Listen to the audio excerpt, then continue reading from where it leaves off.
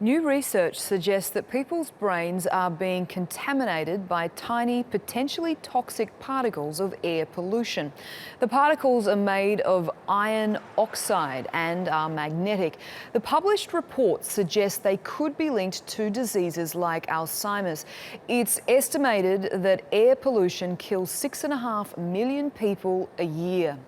We're joined now by David Allsop. He is a neuroscience professor at Lancaster University in the UK. Thank you so much for joining us, Mr. Allsop. This seems like an exciting and also rather concerning discovery. How tenuous is the possible link between Alzheimer's and pollution? Well, we haven't proven a link between pollution and Alzheimer's, but there's mounting evidence that this may be the case because we know that metals are found in the brain in Alzheimer's disease, and some quite young brains in Mexico City, which is obviously highly polluted, have been found to have early changes associated with Alzheimer's disease.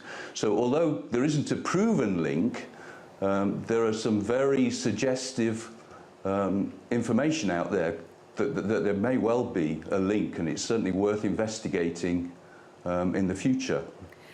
Mr. Allsop, many of us know people or have loved ones with Alzheimer's or another form of dementia, and they, know too well what a cruel disease it can be. How confident are you with the research you have so far that we could potentially prevent more Alzheimer's?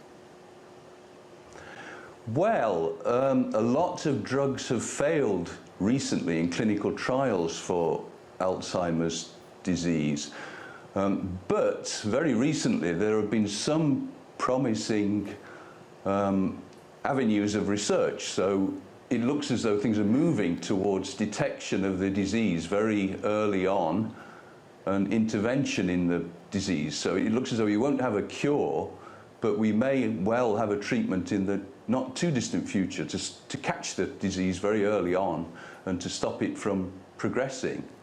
So the idea is to get it at a very mild stage and stop it from progressing to a more advanced stage. And so that may well be possible.